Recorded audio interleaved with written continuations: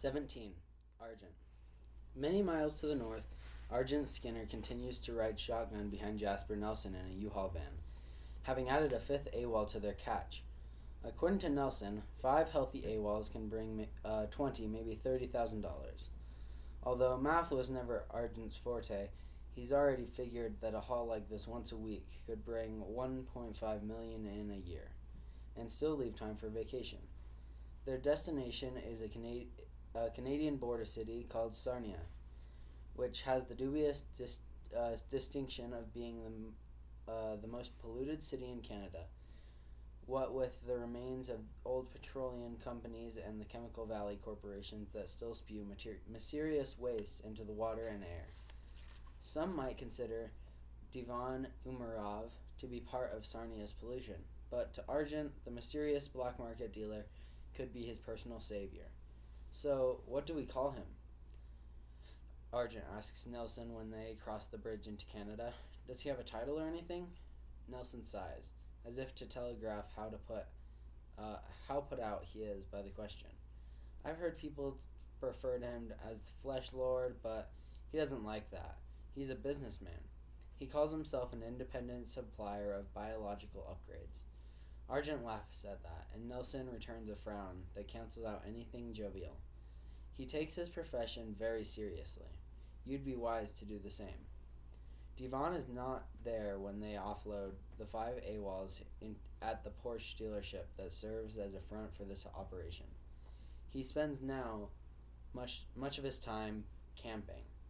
They are told by an employee of undefined Eastern European background whose English skills are marginal at best.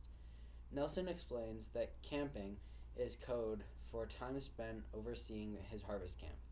It's a place that not even Nelson has ever seen.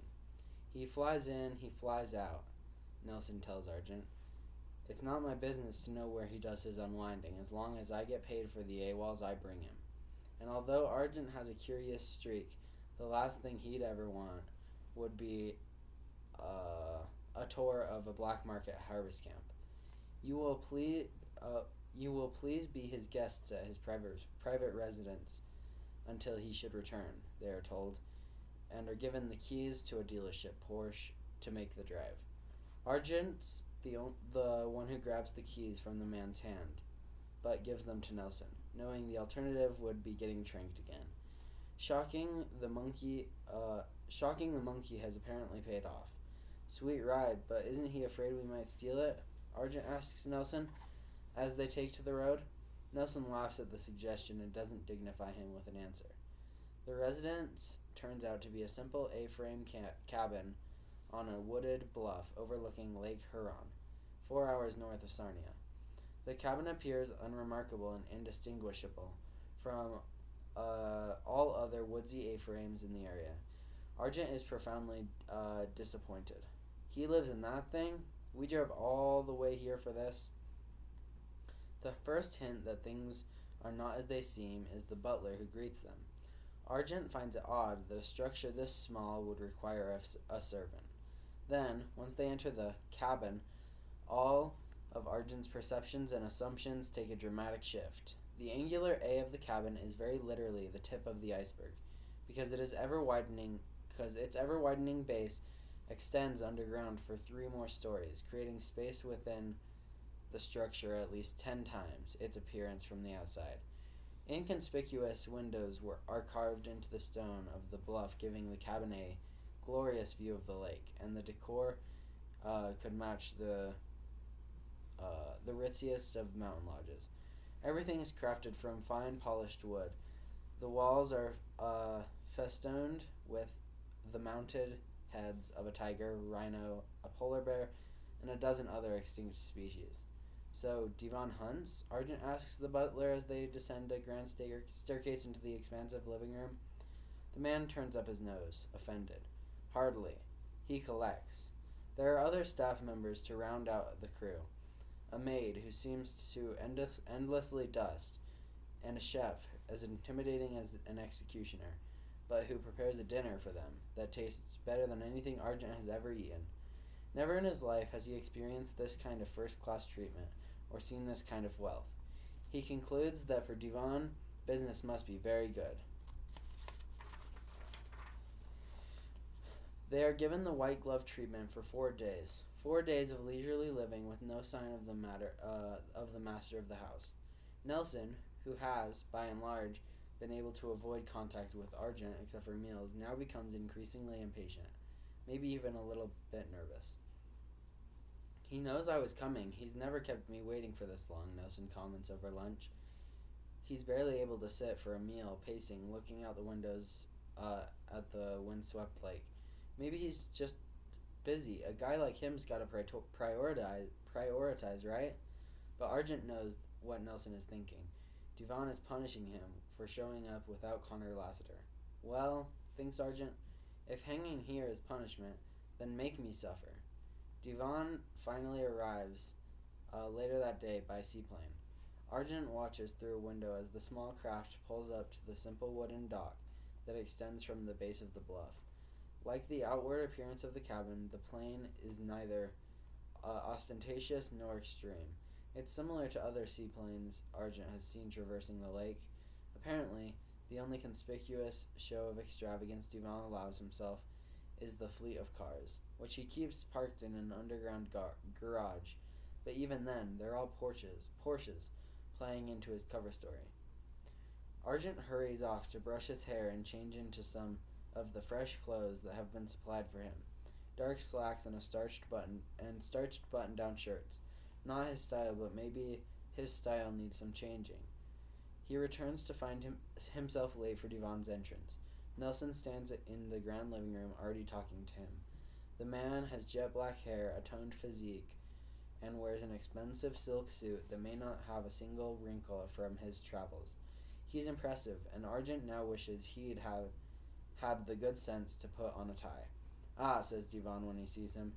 This must be the young man you've been telling me about. Like most of his employees, there is something European in his accent that's not easy to place, although Devon's English is much better. You've been talking about me? Argent doesn't want to imagine what Nelson might have said. Devon holds out his hand to Argent, and Argent reaches out his own to shake. But Devon shifts his hand at the last instant, and Argent grabs it wrong, making the handshake feel awkward, and making Argent somehow feel less than worthy of the greeting. Devon does not seem like the man who does anything by mistake, and Argent wonders if Devon created the awkward grasp intentionally to keep him off balance. I understand you helped catch several AWOLs. Yes, sir, Argent says. Actually, I didn't help catch them. I caught them, period. He glances at Nelson almost involuntarily, and Nelson gives him a lukewarm, no-comment sort of gaze. I'm learning quick, Argent says, and assessing that some brown-nosing might be in order. He adds, I've got a good teacher. The best, Devon says, nodding towards Nelson. Even if the Akron AWOL still eludes him. Devon takes a moment to let that sink in, and to size both of them up. Then he says to Nelson, can I assume there's a story to the wounds on the left half of your face and the right half of the boy's? 2 different stories, Argent chimes in, but Connor Lassiter plays into both of them. Nelson cracks his neck. Argent suspects that if Devon were not here, Nelson would trank him for talking out of turn. The only story that Devon needs to hear, says Nelson, is the one about your sister's tracking chip. Devon smiles. It sounds like a story worth hearing. But apparently, he has no interest in hearing it now. Instead, he goes off to freshen up for dinner, leaving Argent alone with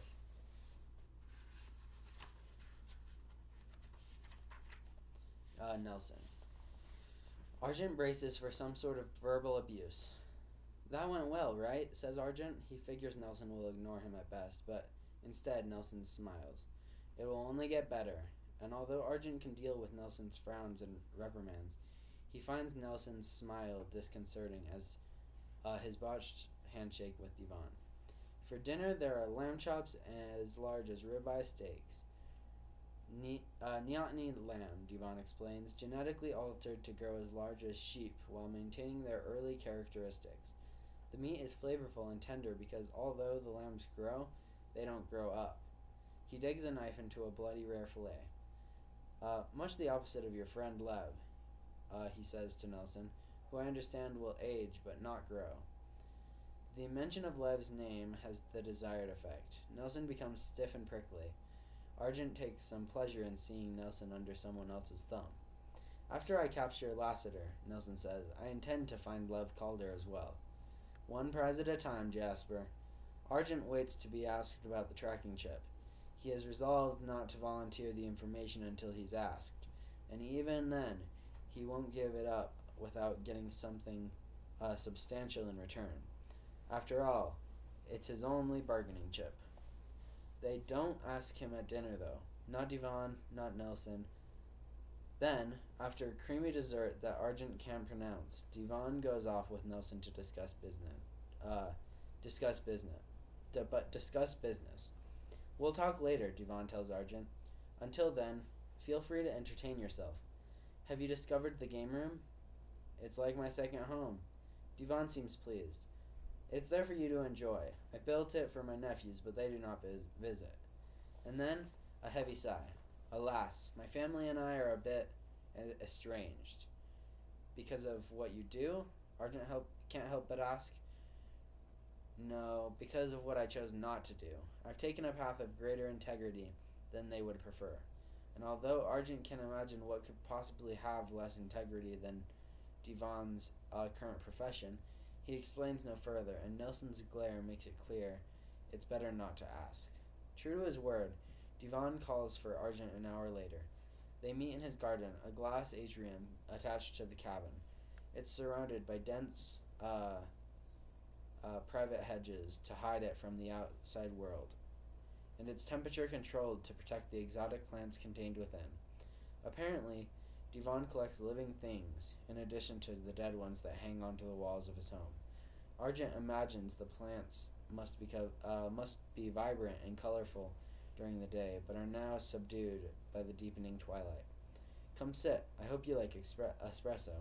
A servant pours coffee as black as tar from a silver pot into the small porcelain cups as Argent sits across from Devon. Argent knows it'll keep him up all night, but he won't refuse anything Devon offers him. Congratulations are in order, Devon says. I've been informed that the AWOLs you caught are top specimens. Bringing 6 unwinds in one trip is a nice haul. 5, but next time it'll be 6, at least. Devon rubs a bit of lemon rind around the outside of his cup. Argent does the same, just so he doesn't appear uncultured. The man takes his time then, discussing the subtle differences in espresso roasts and the best conditions for the beans' growth. He not so much beats around the bush as avoids it entirely, as if they have nothing more to talk about. Argent's anxiety builds with every moment the subject of his sister is not broached, but he still will not be the one to broach it. My garden here is a bit of a paradox, Devon says. I come here for peace and solitude. And yet, in this garden, one is never alone. Argent looks to see that the servant has left, so, in fact, they are alone. He assumes Devon is speaking in a philosophical way. So, Argent prompts, getting more anxious as their coffee talk meanders on, is there something we're here to talk about? The unintended consequences of our actions, Devon responds, as if he was patiently waiting for to be asked the question. Take, for example, the specimens in my garden. While many are natural cuttings taken from around the world, there are others that have a different origin. He pauses to take a slow sip from his small cup. There was a rather nasty internet hoax before the Heartland War. You might have heard of it. A thing called bonsai cats. A website presented a method of potting a live cat in a jar, effectively turning it into a houseplant. According to the website, the poor creature would grow within the constraints of the jar, becoming accustomed to its peculiar circumstance. People, of course, were outraged at the suggestions, and rightly so. Wait a second, says Arjun, feeling as if he'd been asked a trick question. I thought bonsai cats were real. Ah, says Devon, that's the interesting part. You see, the concept was so thoroughly thought out, and the instructions so precise that people were intrigued, and what began as a sick joke became all too real. He finishes his espresso, puts the cup down on the saucer with a delicate clink, and zeroes his eyes on Argent in a way that makes him want to squirm. That hideous practice of growing potted felines, do you know where it first took root as a commercial endeavor? No. Burma, Divan tells him, and as the black market business grew, it shifted to something more profitable. The organization began to dabble in the illicit sale of human flesh. Argent finally connects the dots. The Burmese Daze. Precisely, says Divan. Argent has been intrigued by the Burmese flesh trade since he was a child. Their unwinding practices make everything else look tame. There are stories of how anesthesia is rarely used, if ever. Stories of how they only sell a part of you at a time. Today, they'll take your hand, tomorrow your feet, the next day a lung, keeping you alive through all of it, down to the moment the last part of you, whatever it happens to be, is sold and shipped out. To be unwound on the Burmese Daze is to die 100 times before death truly takes root.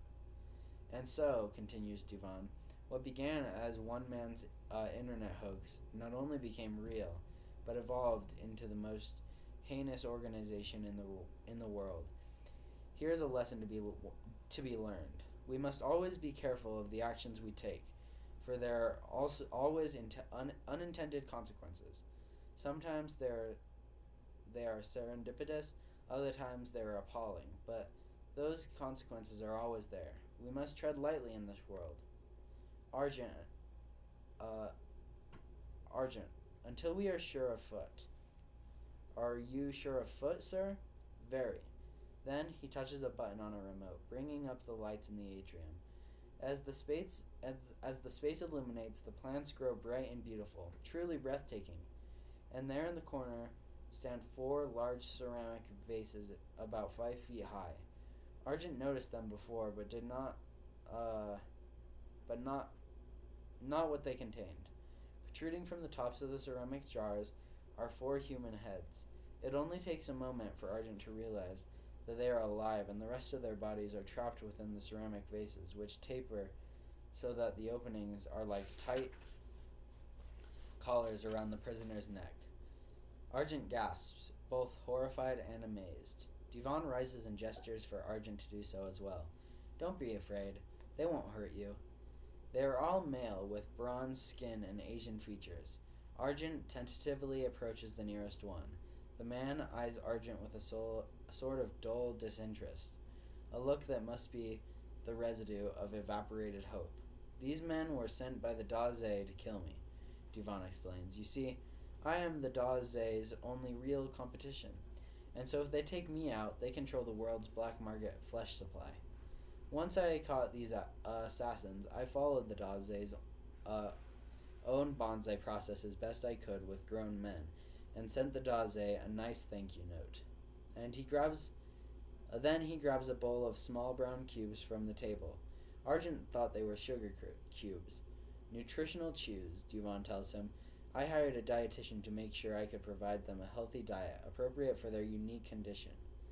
He brings the cube toward the potted assassin, and the man opens his mouth, allowing himself to be hand-fed by Divan.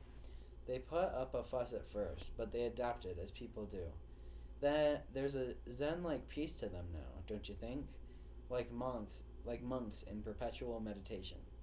Divan goes from vase to vase. He talks to them gently, as one might talk to a beloved pet. The men don't speak at all, they just wait to be fed. Argent wonders whether their vocal cords have been removed, or if it's simply that when you've been turned into a houseplant, you've got nothing left to say. Argent is relieved that Divan doesn't ask him to help feed the bonsai men. I have relatives who believe I should join with the Daze, Divan says, with a little bit more bitterness. But I refuse to ever become the kind of monster who would subject children to the inhumane practices of the Daze. Their way is not, nor will ever be, my way. He keeps feeding his prized plants until the bowl of chews is empty. Argent finds his legs shaky and has to sit down. This is a business, yes, but it must be humane, Divan insists. more humane even than your juvenile authority or the European Jungenpol or the Chinese Lang Fa. This is my wish. It is, I believe, a battle worth fighting for. Why are you telling me all this? Divan sits across from him once more. Well, you have something important to me, to tell me, do you not? I feel it's only fair for me to share something important with you first, so we might be on even ground. Then he leans back and crosses his arms. So shall we discuss your sister? Argent has worked it all out. He was going to ask for money before giving away the code to access Grace's tracking chip, and maybe a car. He was going to ask for a supply contract with Divan so he could go out on his own as a parts pirate. But Divan's openness, it changes everything. Argent knows he should be horrified by the four men enclosed around him. But instead, all he feels is admiration for Divan. The man didn't kill his enemies, he subdued them. He didn't give in to the evil methods of the Daze. Instead, he set himself as the world's last defense against them. Argent realizes he can't make demands of this man. Only by his willingness to give will Argent receive. Ronaele 1215, Argent says. It's Grace's middle name spelled backwards, and her birthday. Code that into the InstaTrack website, and if the chip is still active, it'll give you her location down to the inch. When you find her, I guarantee you'll find Connor. Divan pulls out a pen and a pad, writes the information down, then calls for a servant to come take it, instructing them to give it to Nelson immediately. Once we've got a location, Nelson and I should leave right away, Argent suggests.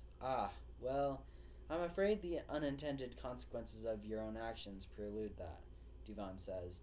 I'm speaking of that picture you posted of yourself and Connor Lassiter. Argent grimaces. He's done stupid things in his life, but that may have been the stupidest. But who could blame him? He was starstruck by being in the presence of his then hero. Your actions resulted in alerting the world that Lassiter is still alive, and has made tracking him down a race between the juvenile authority and our friend Jasper.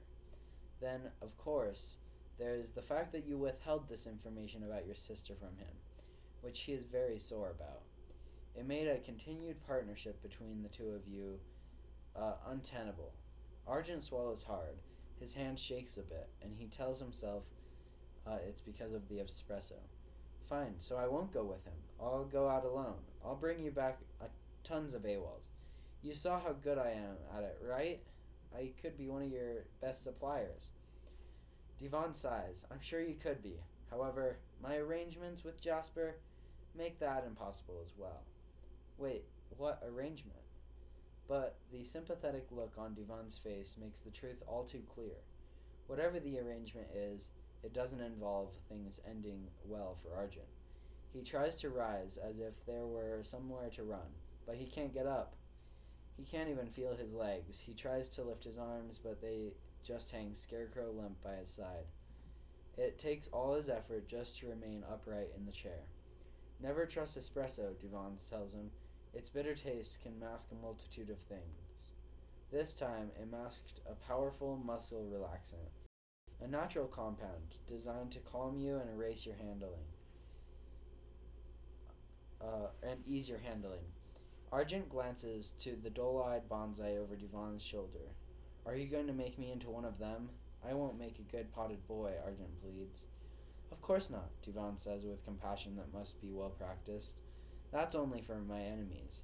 I do not see you as an enemy, Argent. You are, however, a commodity.